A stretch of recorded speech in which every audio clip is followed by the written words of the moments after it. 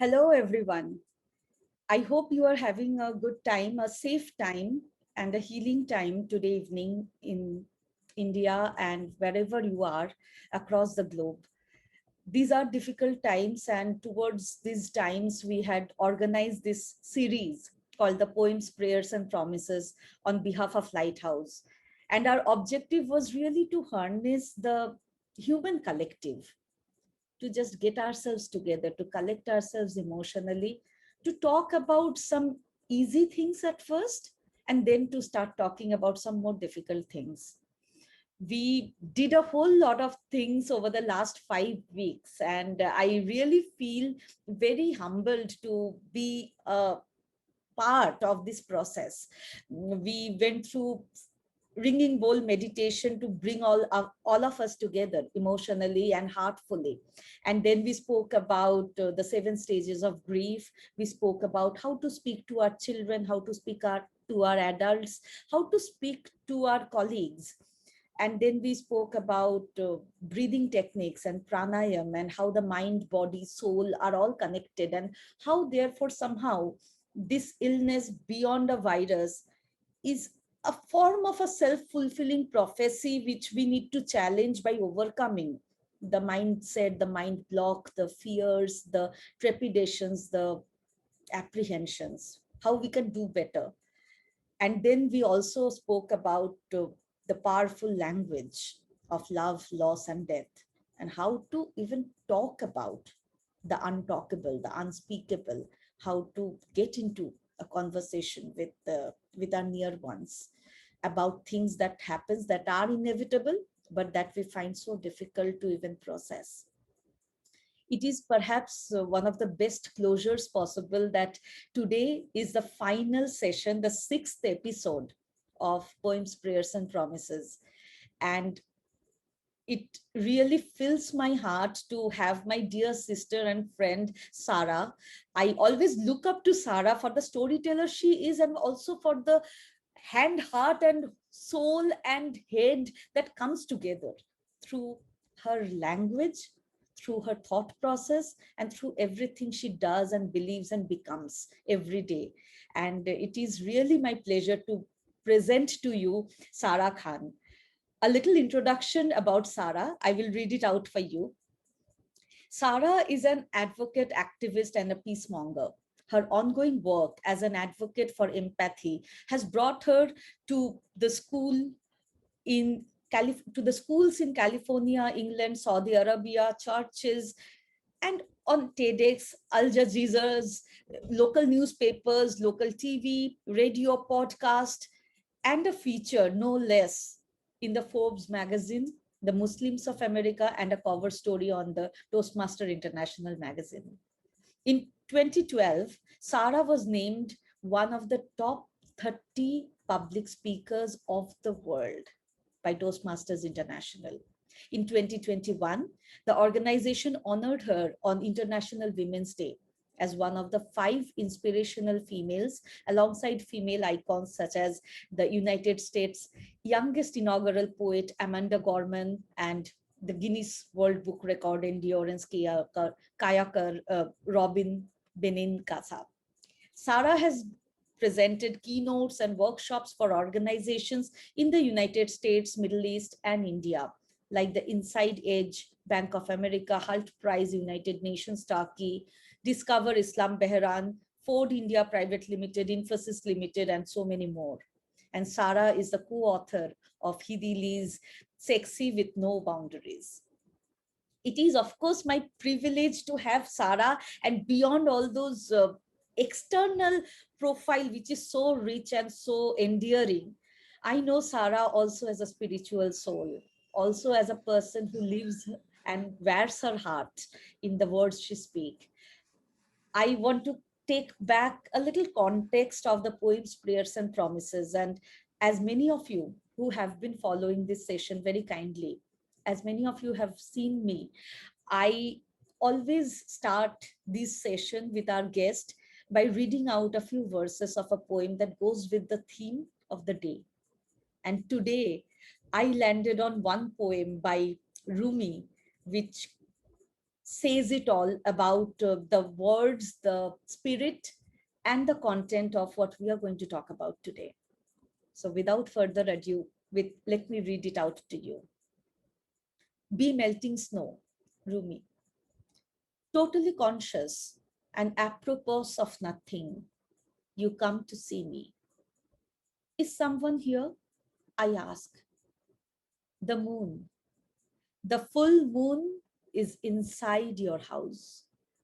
My friends and I go running out into the street. I am in here, comes a voice from the house. But we aren't listening. We are looking up at the sky. Our pet nightingale sobs like a drunk in the garden.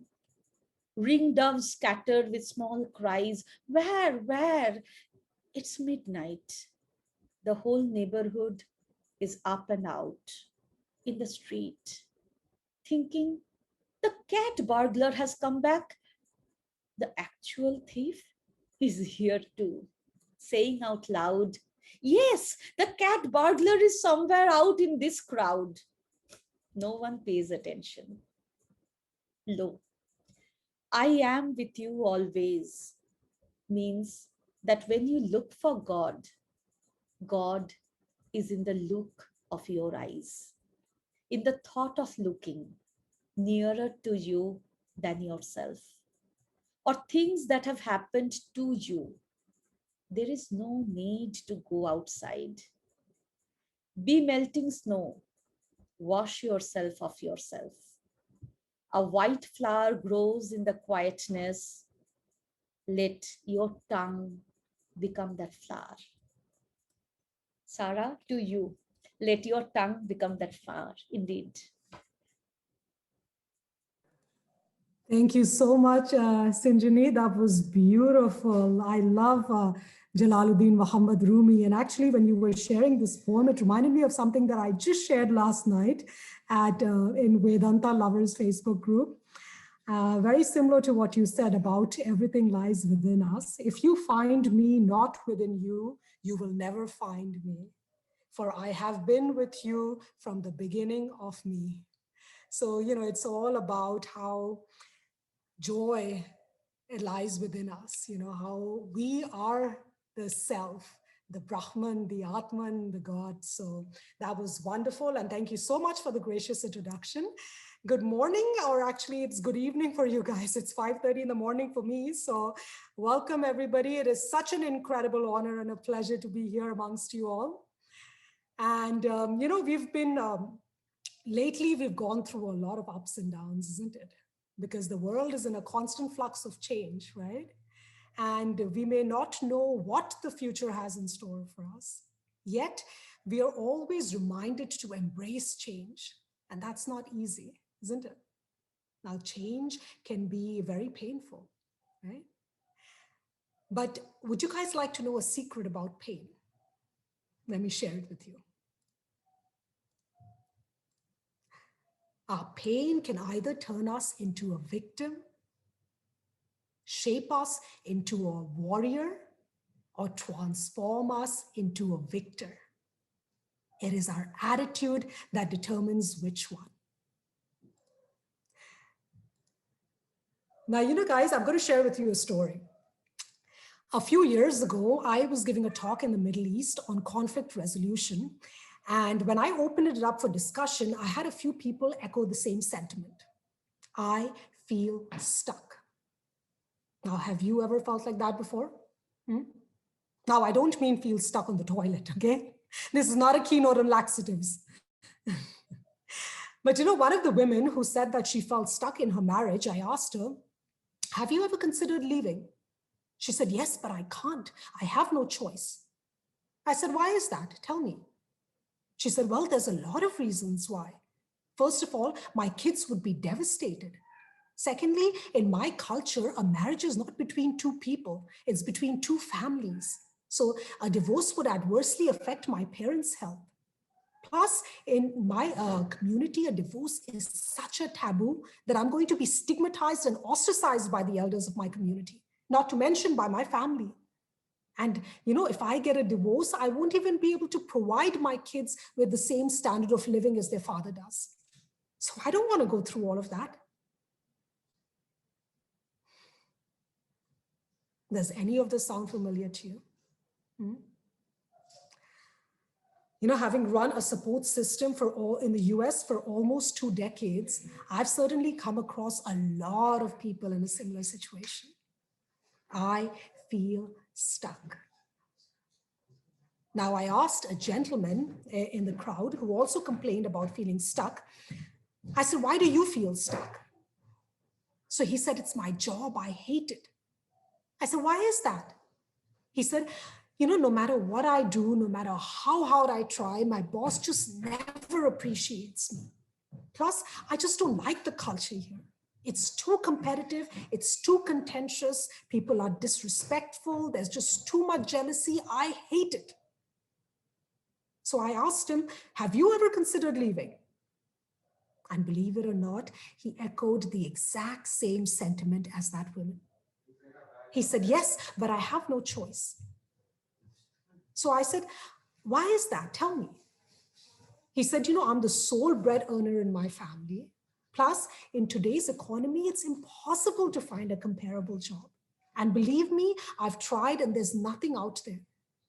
And my family is so used to a certain lifestyle, they're going to resent me for downsizing. I don't want to go through all of that. Now, if we were in their situation, perhaps we would feel just as stuck as them, isn't it? Or maybe not, who knows? But regardless, when people share their pain with us, it's not only important to acknowledge that we realize how hard it is for them, but it's also equally important to stifle our impulse to judge them or to criticize their decision or to even say something like, I know exactly what you're going through. Because the truth is, we don't. We haven't lived their lives. So we will never be able to truly put ourselves in their shoes, even if we have had a similar experience. Do you know why?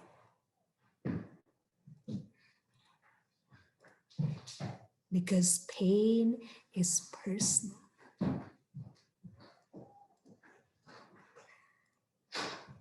So I said to both of them, I said, these are all valid reasons for feeling stuck. And I can't even imagine how hard it is for you.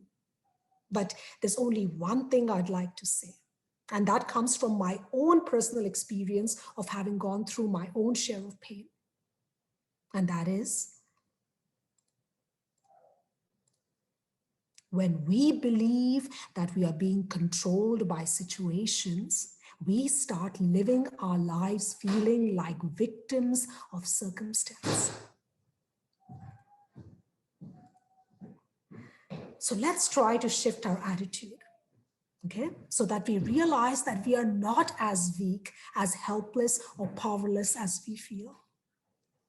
So to the lady, I said, instead of saying that I have no choice, what if I say to myself that right now, I am choosing to stay in that relationship because I don't want my children to suffer, because I don't want to risk my parents' health being adversely impacted, because I don't want to face the consequences of divorce, which could be being stigmatized and ostracized by the elders in my community.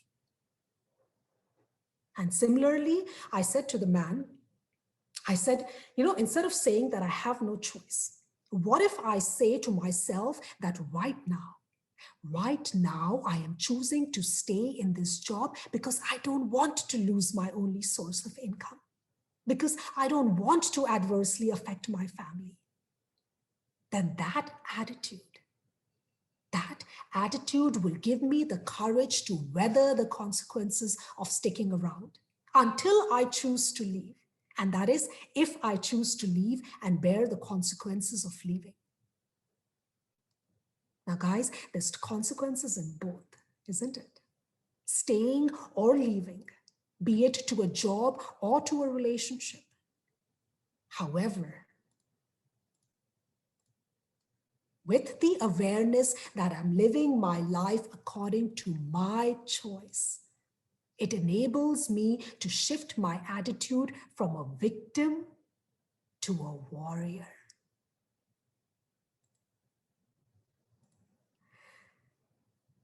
Now, here's the thing, guys.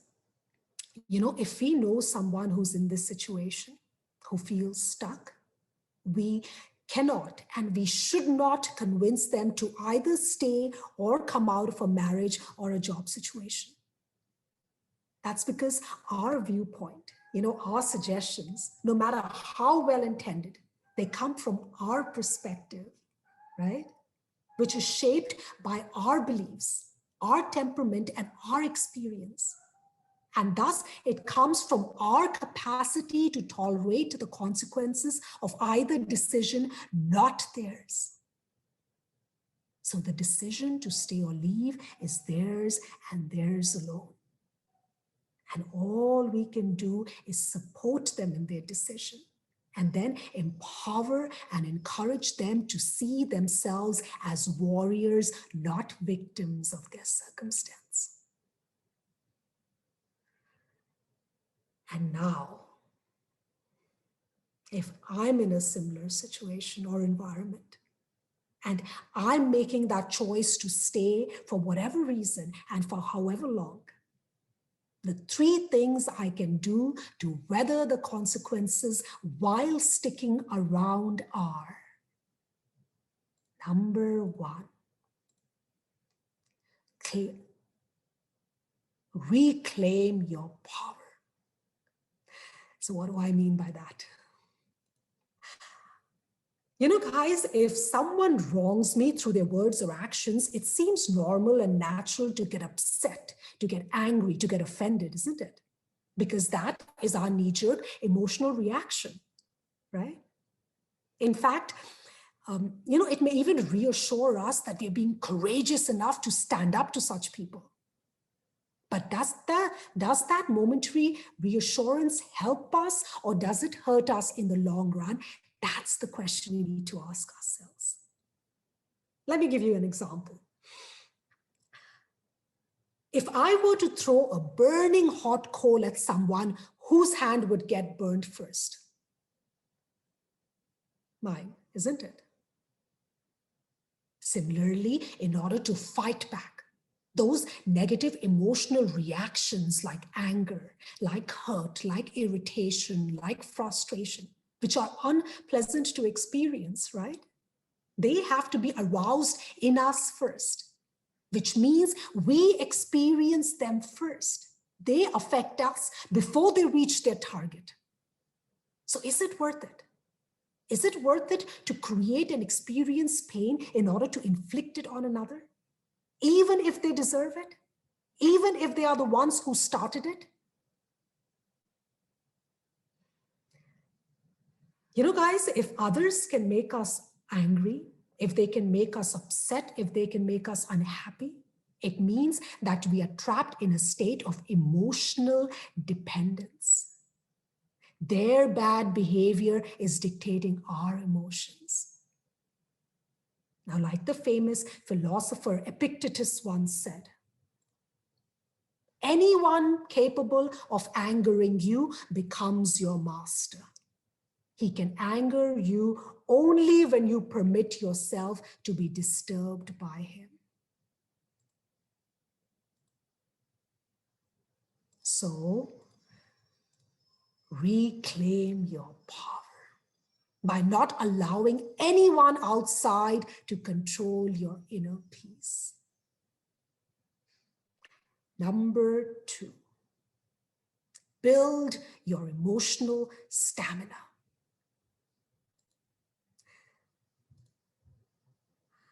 You know, when we fight anger with anger, hate with hate, hurt with hurt, believe it or not, we are mirroring the exact same bad behavior of that person that got us upset in the first place, isn't it? You know, also our reaction doesn't really create any meaningful or lasting change in the other person's behavior.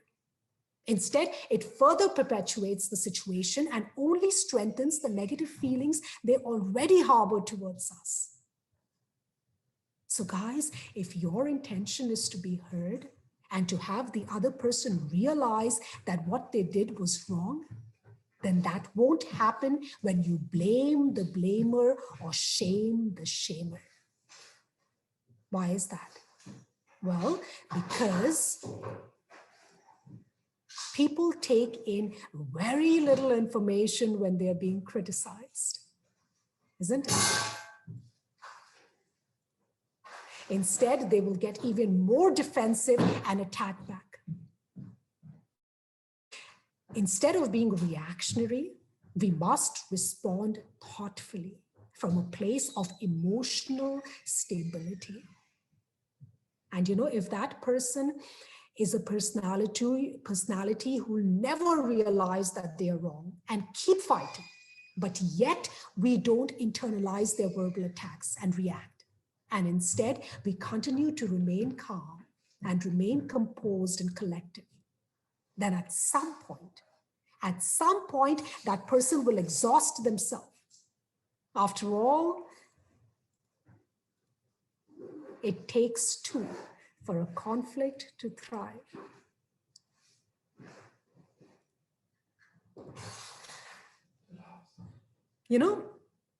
Just as water can penetrate the hardest of rocks despite the softest property, persistent gentleness is needed to penetrate the hardest of hearts. Now, there will be some who will never accept their fault or apologize because they just don't want to feel guilty or shameful. In fact, if we confront such people, they may even justify, or they may minimize, or they may reverse the blame, or they may say that you brought it upon yourself, or that it didn't even happen. Now, guys, it doesn't necessarily mean that these people hate us. It's just that such people stand on a very small platform of self-worth, and their reaction is a reflection of that. My spiritual philosophy teacher, she would always say, we're always grateful to those people in our lives who are nice to us, isn't it? We should be even more grateful to those people who are mean to us, because they are the ones who help us build our emotional stamina. Because if such people didn't come into our lives, we wouldn't have the opportunity to practice virtues like patience, like tolerance, like non-judgmental acceptance. So guys, take advantage of those mean people in your lives to help you build your emotional stamina. Number 3, forgive to live. There's a famous ethicist and theologian by the name Lewis Meads, and he's once said, to forgive is to set a prisoner free and discover that the prisoner was you. Forgiveness isn't something that you do for the person who has wronged you. It is something that you do for you. Because holding a grudge against someone who has hurt you doesn't punish them. It only punishes you. So forgiveness is the best way to take back our power. But just to be clear, guys, forgiveness isn't about saying what the other person did was okay. It's about choosing to let go of the hurt and the anger that interferes with your ability to enjoy life. And also, forgiving the other person is a wonderful way to honor yourself, because it affirms to the universe that you deserve to be happy. So remember, when you forgive, you heal. When you let go, you grow. So forgive to live. So guys, the three things that help you move from a victim to a warrior are: reclaim your power, build your emotional stamina, and forgive to live. And now, if you'd like to transform into a victor, then don't just stop at warrior. Win that battle by declaring your emotional independence. So how do you do that? So, guys, what I'm about to share with you now is supremely difficult. There is no denying it. But I believe that it takes, it does take a lot of patience. It takes a lot of perseverance and practice. But, there's certain things in life that are worth the wait. So the question is, how do you do that?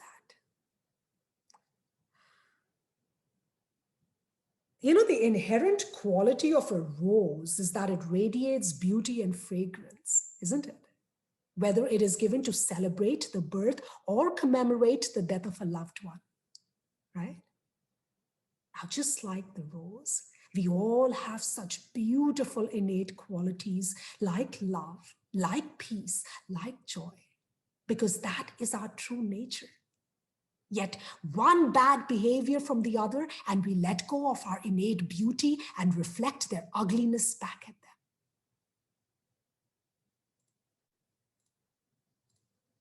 Now, when our emotions are not contingent upon another's behavior, that's when we become emotionally independent.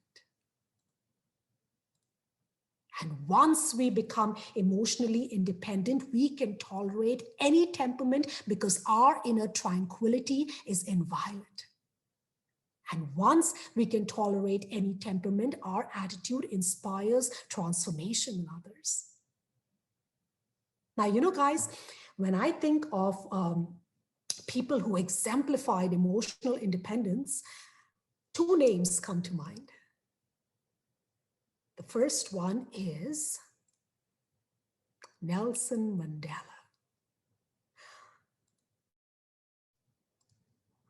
Now, did you guys know that during Nelson Mandela's imprisonment on Robben Island, the prison guards would take him outside every Thursday and they would make him dig a trench 6 feet deep.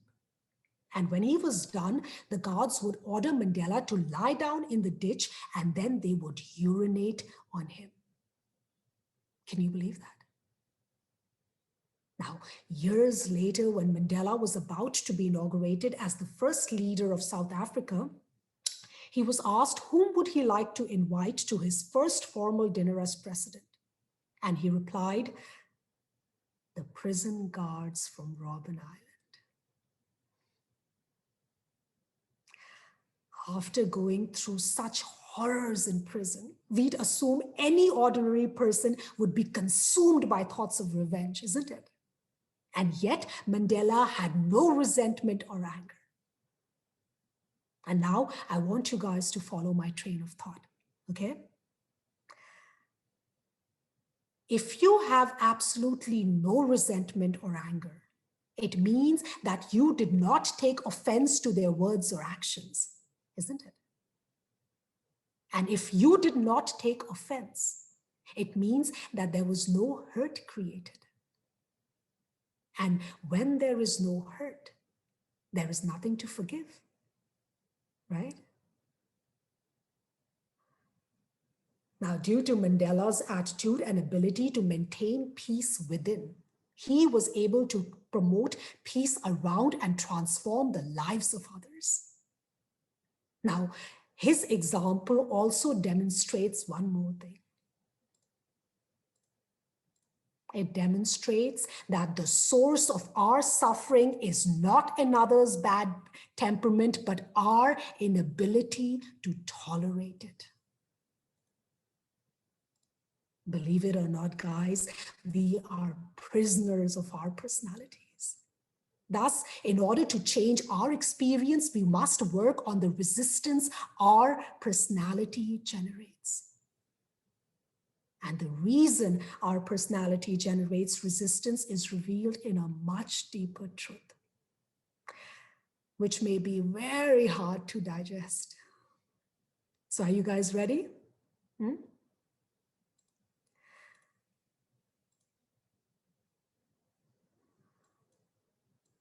The soil can only bring out what's already in the seed. I repeat, the soil can only bring out what's already in the seed. Likewise, if hostility comes out of us, that is because it is part and parcel of our personality. All it takes to trigger that tendency is for someone to show hostility towards us, to get angry at us, or to insult us. Remember, guys, despite his horrific treatment in prison, Mandela harbored no anger or no resentment because the soil cannot draw out what's not in the seed.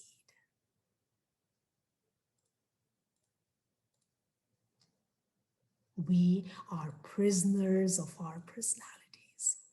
We sink and swim with our nature. And therefore, in order to change our experience, we must work on our personality. Now, the second person.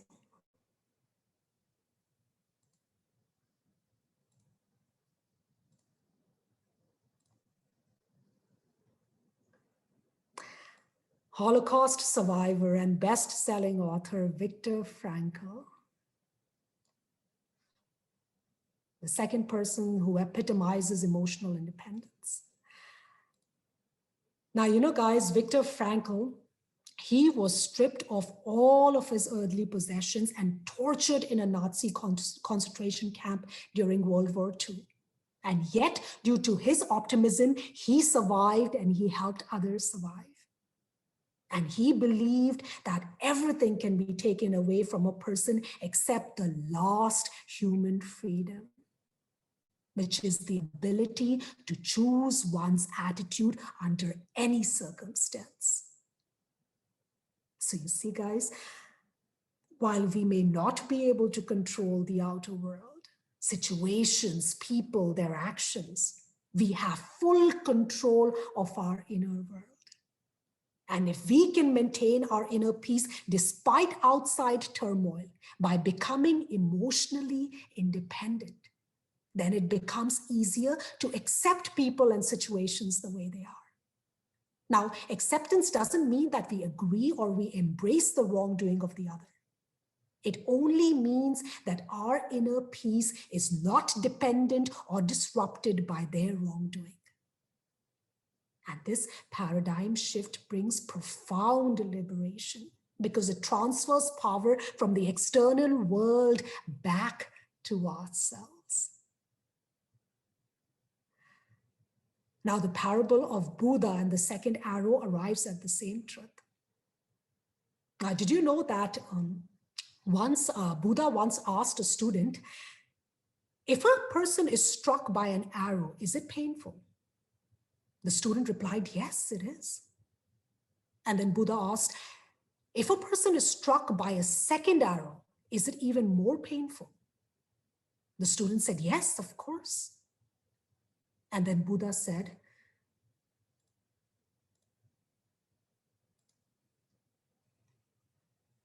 in life, you cannot always control the first arrow. However, the second arrow is our reaction to the first. So to conclude, the world is in a constant flux of change, and we may not know what the future has in store. For example, December 31st, 2019, as we were celebrating New Year's Eve, we couldn't in our wildest dreams have imagined that a couple months later, a deadly virus would sweep across the globe and turn our lives upside down.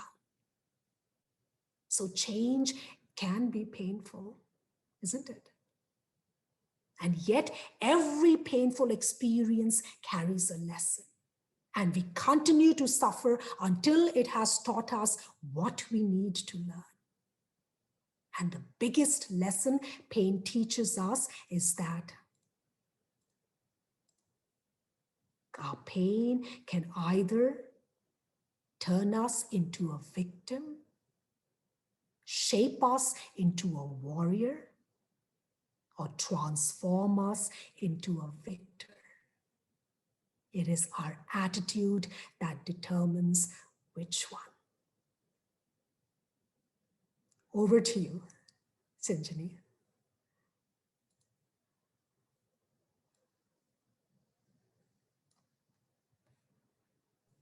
Thank you, Sara, for that much required and hard hitting wisdom.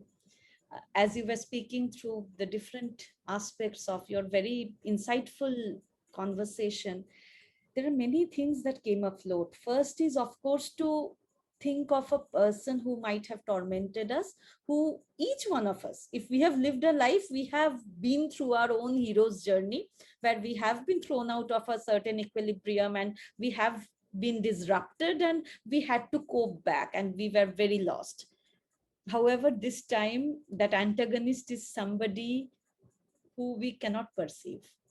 That antagonist is something so tiny yet so big, and the changes that it is causing is so huge that I feel that our mental capacity doesn't have it in it to perceive what's really going on. I mean, I might be afraid that I might catch it, or my close ones might catch it, or what might happen to the neighbor, or what access do I have, what resources do I have, who do I need to call. At the worst, at the highest level of my spiritual readiness, I might start some constructive conversations around where will the child go, what happens then.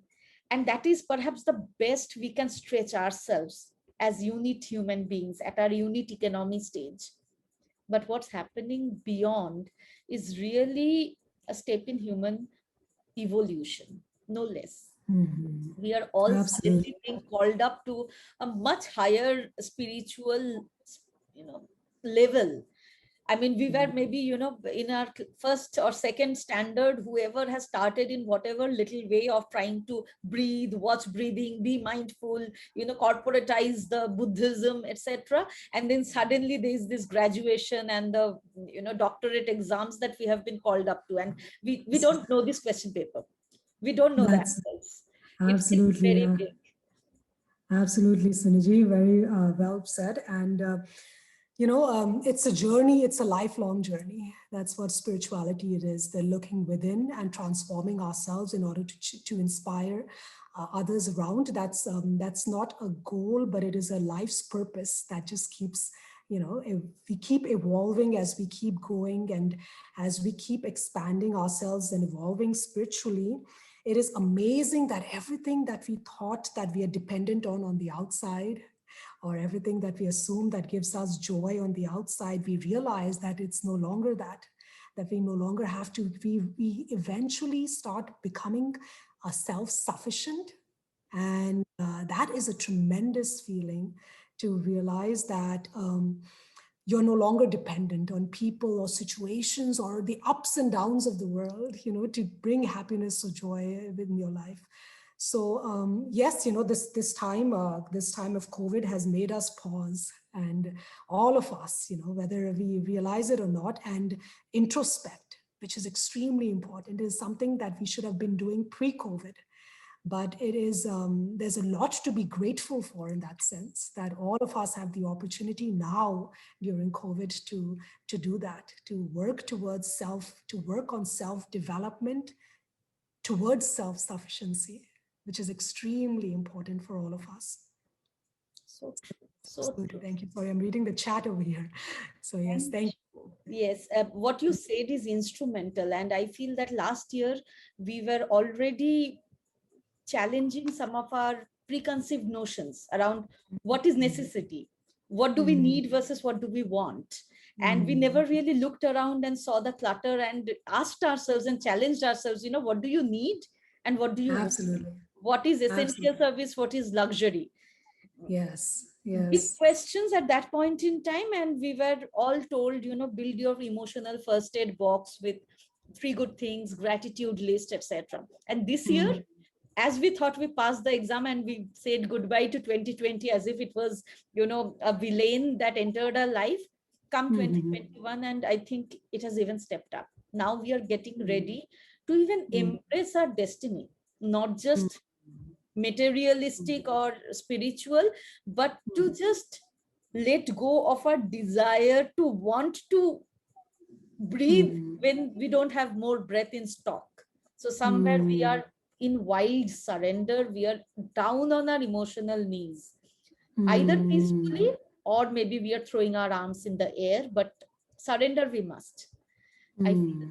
that is a huge learning that has come around. Learning to Mm. die, learning to live in the process of learning to die. And what you said is something that has been very close to my heart, which is that, even when we are at the brink of death, we still have a choice. It Mm. used to come as a joke that you still have a choice whether to drown or to hang. But really, it's no longer a joke. We still have a choice as to how peacefully or how rebelliously or how angrily, how regretfully we do this. And somehow also to realize that it circles back. How we Mm. feel is how our body reacts to the virus. It's a self-fulfilling Mm. prophecy. So if we are angry and if we are blaming and if we are saying, oh my God, the government, oh my God, the leaders, oh my God, my Yeah. community people, oh my God, bad hospital, bad nurse, bad doctor, the virus is reacting to our negativity differently than to our sense of composure and peace. And it's something beyond us. It's something Absolutely. we are having to eat our words, we are having to eat our own medicine. And as I had quoted in one of the other sessions, I had quoted a few words of a poem which ended with saying, you are the medicine. Mm. I feel that what he Absolutely. said is also totally concurring with that we are the medicine. Absolutely. Absolutely, Sanjani. Thank you Is it? so much. And it's a pleasure to have each one of you. Since we have a little time left, I wanted to ask all the people who are here with us in the Zoom meeting, if there are questions you want to ask while being on Facebook Live and you don't mind it, or it is really, people who are watching from social media as well as inside, this is the time to just, raise your hand, I'll unmute you. Or else what we will do is we will say a goodbye and close down the Facebook Live, and we can have a little bit of a close, cross-legged virtual bonfire among ourselves. So if there is any question, just indicate that to me with a raise of hand. Or else I'll, great, Mukta, yes, I'll just unmute you. Most welcome to come and ask. Hi, Sara. Wonderful to hear the well articulated thought process. And I think more than articulation, what I'd like to, get together was the way you put this whole thing of being resilient within. It's easy to say, but how does one really practice it? Because I've heard the examples you gave, and I'm so glad I joined in, even though I was delayed. Just talk about Nelson Mandela's example. And so, how does one kind of give in? Because see, there are two different schools of thoughts, right? One which always says, stand up for yourself and stuff like that, and the other one which says, uh, and go with the flow. People will realize at some point in time. But what if at some point in time doesn't come at all? How much time does one kind of give in? Isn't there somewhere that we need to stop? What do you think about it? Please share your thoughts. Absolutely. Thank you so much, Mukhtar. That's a wonderful question. Giving in should only be done when it is not done grudgingly, when it is not done with the mindset that you're actually giving up on something. As far as standing up and correcting the other person's behavior, should be done. But like I think I mentioned in my talk too, it has to be done from a place of first you being stable, you having being peaceful inside, because the way we respond, that Right. will influence the other person to change, or that will what I inspire I him to totally change. agree. So I if we think. do it in a reactionary way, then Mhm. won't even get what we were expecting from that person, whatever change that is needed. But if we do it from a place of being very calm and composed and collective, it doesn't mean necessarily that we are giving in. It just means that we are using our intellect and we're being very wise in how we want to respond to this. The desired outcome that we have in mind, that is what we will get out of it. So, and also not being a doormat, like you mentioned, like giving Yeah, the, going to take this question. You yeah, know. that doormat mentality is, that's not what I mean when I say given.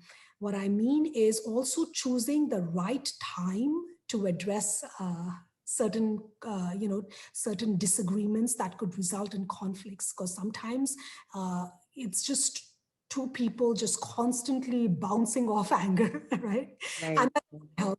So, so is there a better time to address the same issue and just let that person sort of all of the emotional information that the person has, let it all come out. Mhm. The stable and peaceful we are, that actually takes a lot of strength. Reacting It back, does. I know. anger Wonder. or Mhm. frustration, that doesn't take any strength at all. That is just a Mhm. neat emotional reaction, right? But Right. in the face of anger and in the face of frustration and all of that negativity, to be calm and composed and collective, that requires That's actually, yes, that's a huge fight within, that's you a know. huge, yeah, and Because that if you is, can overcome that, the first those 10 minutes absolutely, or something, I mean, you really absolutely, know. So I know because yes. I've Absolutely. And that is the worked. opposite of a doormat. So, Yeah. the Western mentality too is, because I'm an activist, Mukhtar, I'm an activist and advocate, and the Western mentality too is, you have to fight back and you have to do this and you have to do that. Right. Right. Resulted in that is a hyper polarized society, right? Now there's Yeah. no middle ground. There's two extremes because they're both just fighting. So, and Yes. it never works. It does not work. So there has to be people like Mandela. We need role models like Viktor Frankl and Mandela, I know, but they're type of very people and few to personalities, find. absolutely, that can inspire Yeah. global change. Yeah. So, Because I, as a person, yeah. who always, let's say, seeks happiness in others, I have Mhm. actually always, let's say, given in and Mhm. not the time to pick up this thread of conversation. Let's do it a little later and so on and so forth. But Mhm. that later never seems to come, and then your patience kind of wears thin. And It's a sometimes go in certain places absolutely. because you think it doesn't really make sense, because what's going to be the desired outcome? The desired outcome is you want peace, right? At the end of the day, everyone wants peace, but everyone has a different approach to it. They feel Mhm. some they make others shut up, then they'll be peaceful, right? Yeah, I mean, that is the approach of some people, but it takes a lot of wisdom, it takes a lot of maturity to Yeah, identify with the distorted mind of the other person and to yeah. be able to empathize with even the worst of people. Because the only way to influence anybody is first from a place of empathy. So if that person is lashing out, if that person is angry and all of that, if you can identify with his distorted mind, if you can put yourself in his shoes and you can say to yourself that if I were him, I would do Mhm. exactly what he's Right. doing, then automatically you don't become reactionary. Mhm. There is this sense of calm, composure within you, and you know the correct way to deal with people like that, not the True. reactionary way. Yeah. So that is something that I believe that really helps, because I do that as an activist and advocate. And also I feel like, as far as opportunities to practice, we have like, we I'm have sure dirt, we have a dirt and plethora of around them. constantly. We have tons of opportunities to practice such things True. of like said, practicing tolerance and patience and non-judgmental acceptance and unconditional love and all of those virtues that we love and we would love to imbibe. We have tons of opportunities in our life, in our house, with our All the families, time. Absolutely. spouses and our in-laws and what have you, to practice all of those. So we should I all of agree. those opportunities to be able to practice everything that we believe we Yes. value, and we would like to. So sometimes, Uh-huh. I'm just sharing my thoughts, Sarah, it's like you feel like you're donning different hats all in a span of a few seconds or a few minutes, because one minute you're calm and then something else. Constantly, we have tons of opportunities So to if practice you look such at it from outside, things. you're like, oh my God, this Sorry, person I is can hear actually the. activating different emotions, So Sorry, I Mukta, think, I missed what you said. I think a recording was playing simultaneously. okay, so I was just saying, it's extremely difficult to build this over a period of time. And when you look at it from outside, it's actually a little funny. I mean, looking at your own self, okay, from outside, it's like one minute you're donning one hat and another minute you're donning another hat in terms of uh, personality, your temperament, and your way of accepting or being reactive to a particular situation. So I think a lot of work, inner work, needs to be done on that. It's Mm. it's not going to be always successful. No, Sometimes, no. Yeah, time, absolutely. And we have to be very compassionate for the times we fumble and falter and fail. And, every time we become reactionary, as long as we can, at the end of the day, sort of reflect on how our day went on a daily basis and what are the things that we wish we would have done differently, it will mm, enable and inspire us to be better the next day. So yeah, definitely there are going to be times, I mean, there are times when I'm reactionary, not that I'm all sagely and stuff. There's things that I can talk about, but it's not that I've is completely imbibed them. So yeah, I'm human too and imperfect. So I become very reactionary sometimes. But as long as you realize, as long as you don't let the ego win and you realize that, this is some place that I need to work on, it always inspires us to try to become better again. And like I mentioned once, all the power lies within us. And Viktor Frankl, since I mentioned him, he once said, between stimulus and response, there is a space. And in that space is our power to choose our response. true. And in that Agree. response lies our freedom. Yes. So something that I always remind myself that I do have that space, even though I feel like, I want to say something right away. There is that little space where I can choose whether I want to react or whether I want to respond. That's something that I have to remind myself on a regular basis. What a Yes. lovely question answer was that. In fact, as I was hearing both of you discuss this, I was reminded, so when I teach communication in my sessions, I often teach the nonviolent communication by Marshall Rosenberg, which is to say, to reconstruct the way we express our frustration so that it lands well. And there's so much of psychology, as they say, what is the objective of your communication? To let the other person have your way, to make them feel like it was always their idea.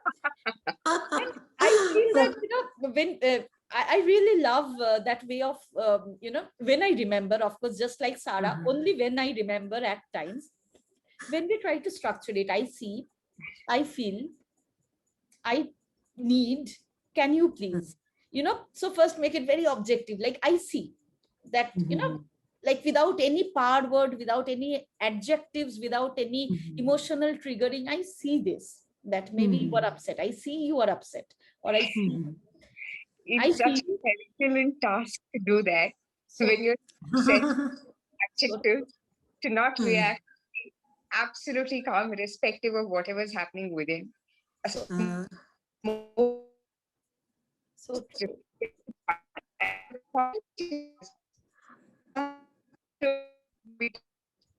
Actually shows us in any other action that we are trying to distract ourselves from the trail of that particular pattern of thinking. It's just so evident that that's a lot of inner work, because of successes and failures. So I kind of really can relate to this. And thank you so much for getting Sara on. Pleasure to interact with her. And I would like to be part of the sessions even later on because it's nice to be able to keep thinking on how you can work yourself.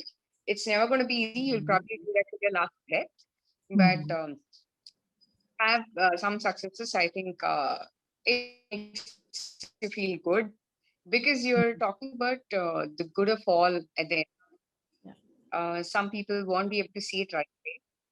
Well, They won't be able to see you're trying to help someone. They'll assume that no, you just because you have some need. You don't always have a need. You perhaps have a need of wanting to help somebody, right. not wanting to take, but to give, but not often. But anyways, that's for another Thanks so conversation. much, Mukta. Thank you so much. Yes, I really loved, something very close to our heart, and we are all in it together. And thank you for bringing it out. We'll move to Absolutely. Rajiv. He has raised his hand for a very long time, and after that, we'll move to Shomasri. And there are so many questions, and I'm sure each one of those questions are very shared and very emotionally bonding. So we look forward to hearing, the different voices. Rajiv, please go ahead.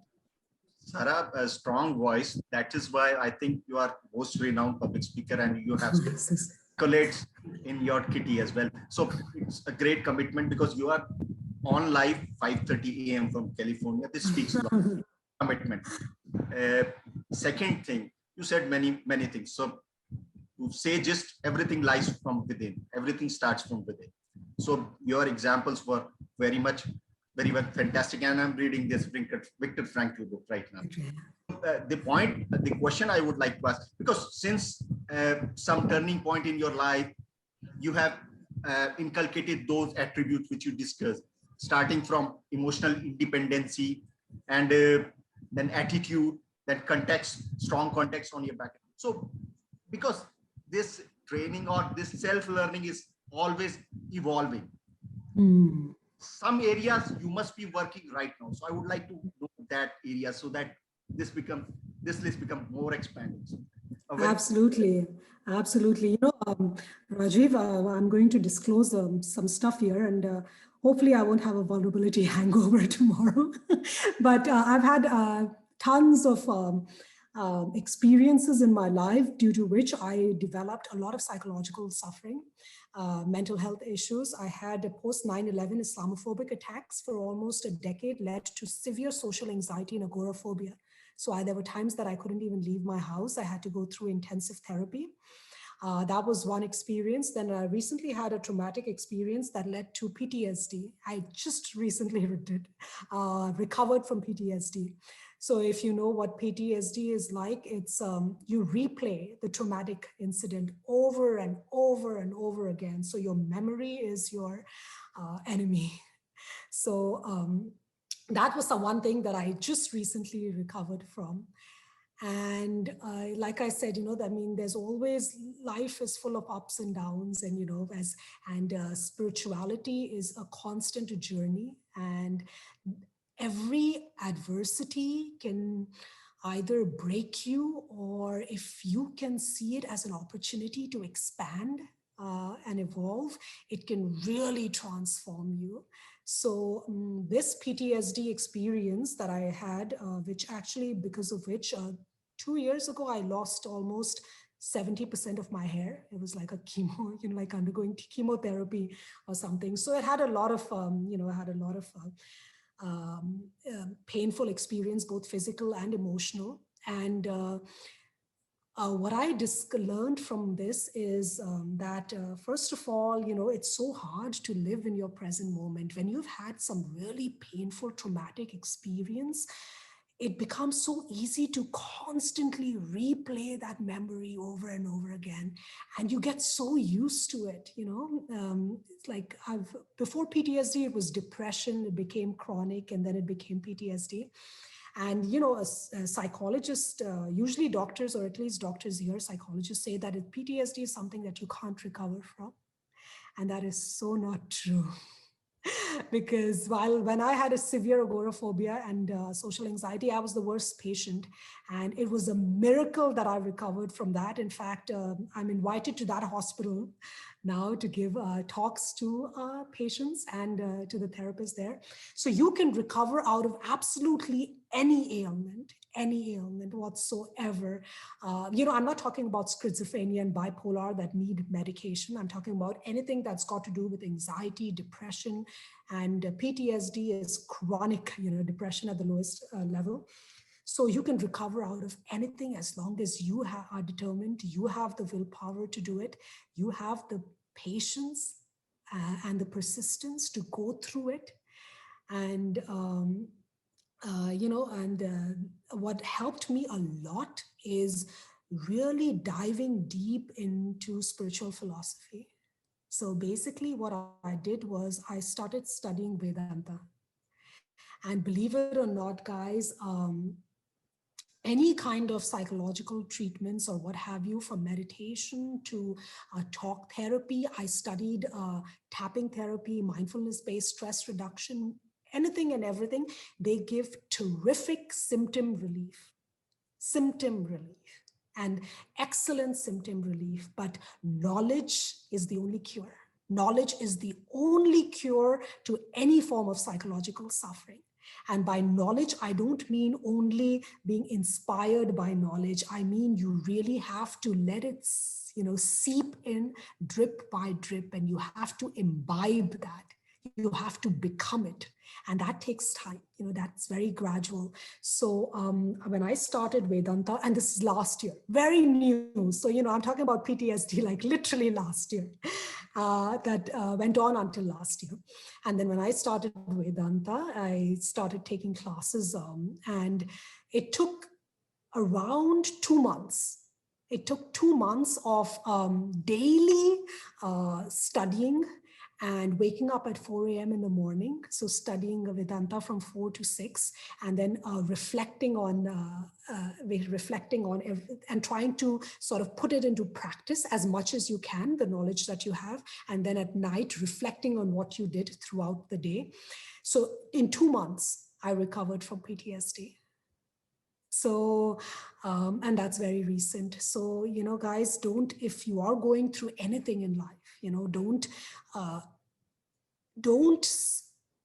it's either people give up, or because of the society and the culture that we live in that really normalizes anxiety and depression and everything. And, we sort of confine ourselves to a victim box. And because everybody else, feels like a victim too of circumstances and, horrible people or what have you, we remain in that. And we choose this life of mediocrity, and we don't have to, So I would say that don't confine yourself to a victim box. It's very easy to do that, and to always, say that, I'm like this because of what happened. I've had very traumatic experiences, so I can definitely, say that the reason I feel like this is because of this person or this situation or what have you. But if I do that, I'm completely giving power to people and situations to dictate my inner peace. So Rajiv, I hope I answered your question. I go around in circles and then I go somewhere else off tangent. But yes, I did have a recent experience, and I believe that I did overcome, I don't believe that I overcome, I actually did overcome PTSD, but I haven't completely overcome. So, it's 80%, like my teacher, my Vedanta teacher asked me, Sara, what is the percentage? Because I told him, and I said, I would say 80% only because if there were something else I were to, endure in the future, I think there would still be a little bit of me in the sense that that reaction that is so innate to me of, feeling hurt and feeling that. So it would still require maybe 20% of work. So that reliving painful memory, it just comes so, I have sort of indiscriminately, we've done this so much in our throughout our life that becomes our natural knee-jerk reaction. So to change that into, the whole thing that we are talking about, peace and, tranquility and calmness and composure, all of that is so foreign to us that it's really on a daily basis something that we need to practice. So, since I overcame PTSD, anybody can overcome anything at all if they are persistent and patient and determined to do it. I hope I answered your question, Rajiv. Thank you, and a virtual hug goes out to you, Sara. There has been Thank so you. much. Thank you so much. There has been so much stories in each one of us, but I'm sure that as you shared it here, I always say this, like I go like a broken record when I say this, that we are like human werewolves. The moment somebody stands up and speaks their truth, there's so many of us who go like me too, and you feel you are not the only one, and that I believe is a huge space to start from, to even Absolutely. realize that you are not the only one. And Absolutely. much love to you. And I'm so glad that you don't identify with it anymore. I as you were speaking about your PTSD journey, I was recollecting my journey with, of course, few other things, but more specifically and more recently, fibromyalgia. And then one day I was like, I don't identify with it. At times I have the aches and pains, but I don't identify with it. To separate my identity with a medical, physiological, psychological condition is so, liberating. Absolutely. Very glad that you are there where you are at the moment. Thank you. Thank you, Sanjini. Shomostri, your turn.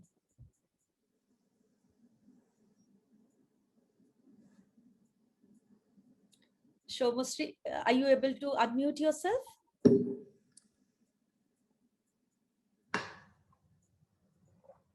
Shomostri has raised her hand. Is there anybody else who would want to ask a question as we wait for her?